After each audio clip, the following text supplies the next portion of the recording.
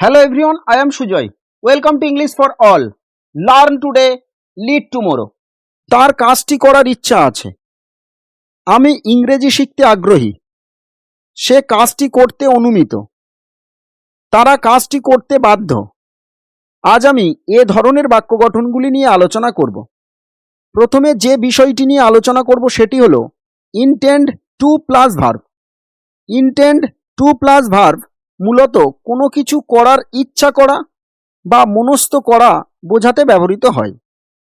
এটি যদি সেন্টেন্সের মধ্যে ব্যবহার করা হয় তাহলে সম্পূর্ণ সেন্টেন্স স্ট্রাকচারটি হবে প্রথমে সাবজেক্ট বসবে, তারপরে ইন্টেন্ড টু বসবে, তারপরে ভার্বের ফার্স্ট ফর্ম বসবে, তারপরে আদার্স ওয়ার্ডগুলি বসবে। চলুন সেন্টেন্স স্ট্রাকচারটি ভালোভাবে বুঝে নিই উদাহরণের মাধ্যমে। আমার ইংরেজি শেখার ইচ্ছা আছে। I intend to learn English. তার বইটি কেনার ইচ্ছা আছে। He intends to buy the book. এখানে subject he, third person singular number, তাই ইন্টেন্ড এর সঙ্গে এস যুক্ত করা হয়েছে। আমার বন্ধু একটি নতুন গাড়ি কেনার মনস্থ করেছে। My friend intends to buy a new car. এবারে যে বিষয়টি নিয়ে আলোচনা করব সেটি হলো compelled to plus verb. Compelled to plus verb মূলত কোনো কিছু করতে বাধ্য এরূপ বোঝাতে ব্যবহৃত হয়।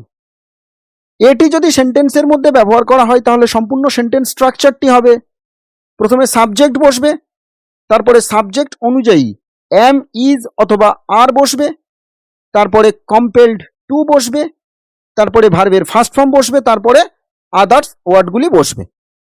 চলুন সেন্টেন্স স্ট্রাকচারটি ভালোভাবে বুঝে নিই উদাহরণের মাধ্যমে। তার আগে এই চ্যানেলের সকল ফ্যামিলি মেম্বারদের স্পেশাল থ্যাঙ্কস। আর আপনারা যারা এখনো এই চ্যানেলটি সাবস্ক্রাইব করেননি অবশ্যই চ্যানেলটি সাবস্ক্রাইব করুন আর পাশে থাকা বেল নোটিফিকেশনটি অন করুন সবার আগে আপডেট পেতে। সে নাচতে বাধ্য। She is compelled to dance. তারা কাজটি করতে বাধ্য। They are compelled to do the work. আমি সেখানে যেতে বাধ্য। I am compelled to go there. সে অফিসে আসতে বাধ্য। He is compelled to come to the office. এবারে আলোচনা করব কিন্তু প্লাস ভার্ব দিয়ে বাক্য গঠন পদ্ধতি। কিন্তু প্লাস ভার্ব মূলত কোনো কিছু করতে আগ্রহী এরূপ বোঝাতে ব্যবহৃত হয়। এটি যদি সেন্টেন্সের মধ্যে ব্যবহৃত হয় তাহলে সম্পূর্ণ সেন্টেন্স স্ট্রাকচারটি হবে প্রথমে সাবজেক্ট বসবে, তারপরে সাবজেক্ট অনুযায়ী এম, ইজ অথবা আর বসবে, তারপরে কিন্তু বসবে, তারপরে ভার্বের ফার্স্ট ফর্ম বসবে, তারপরে আদার্স ওয়ার্ডগুলি বসবে। সে সাহায্য করতে আগ্রহী। হি ইজ কিন টু হেল্প। আমি ইংরেজি শিখতে আগ্রহী।